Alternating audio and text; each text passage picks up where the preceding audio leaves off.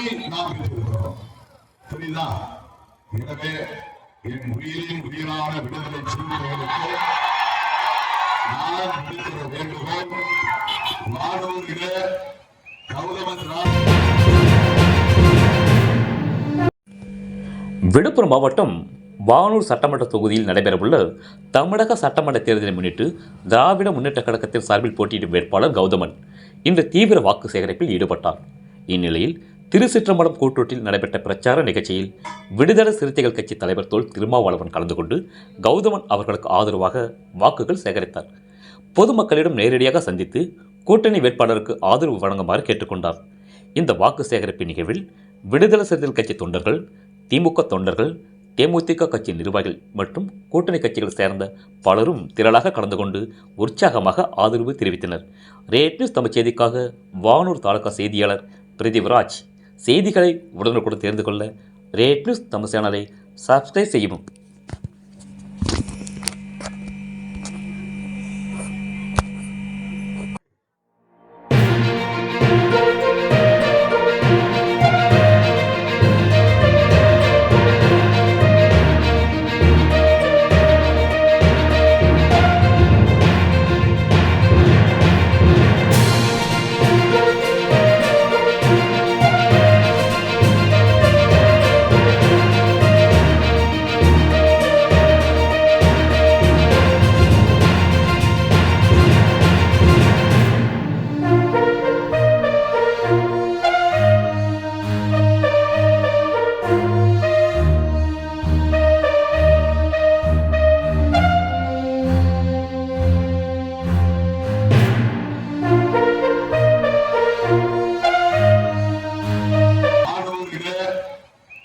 திராவிட அணி 50,000 வாக்குகளுக்கு மேல் அதிகமான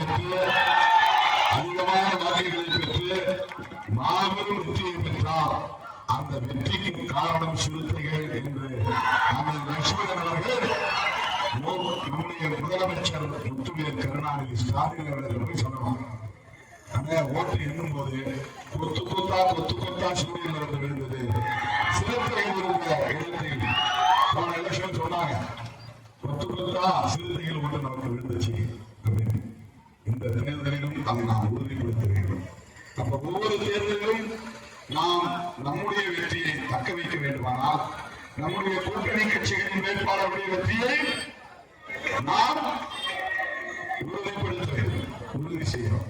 எனவே என் உயிரின் உயிரான விடுதலை சிறுத்தைகளுக்கு நான் விடுக்கிற வேண்டுகோள், ஊர்ல வந்து உங்க வீட்டுல 4 ஓட்டு தம்பி, உங்க அண்ணனுக்காக 2 ஓட்டு போடுங்க, எங்களுக்காக 2 ஓட்டு மாற்றி போடுன்னு பேசுவாங்க.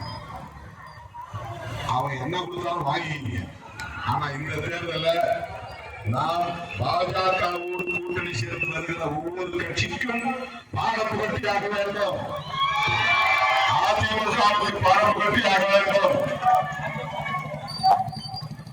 தப்பி தவறி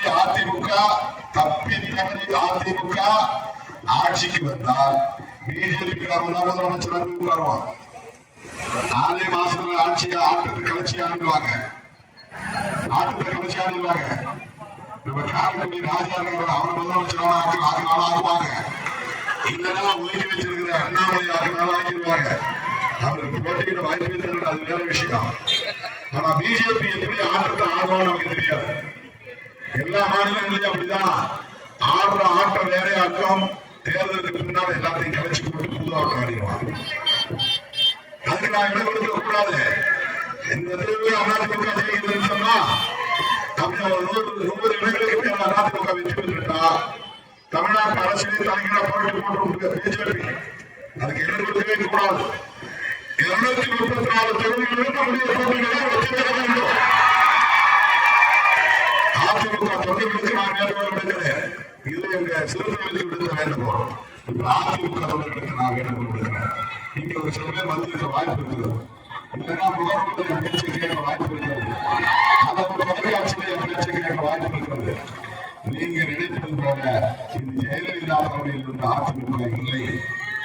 நீங்கள் நினைப்பது போல இது எம்ஜிஆர் உருவாக்கிய அதிமுக இல்லை. இந்த அதிமுக மோடி கட்டுப்பாட்டில் இருக்கிற அதிமுக.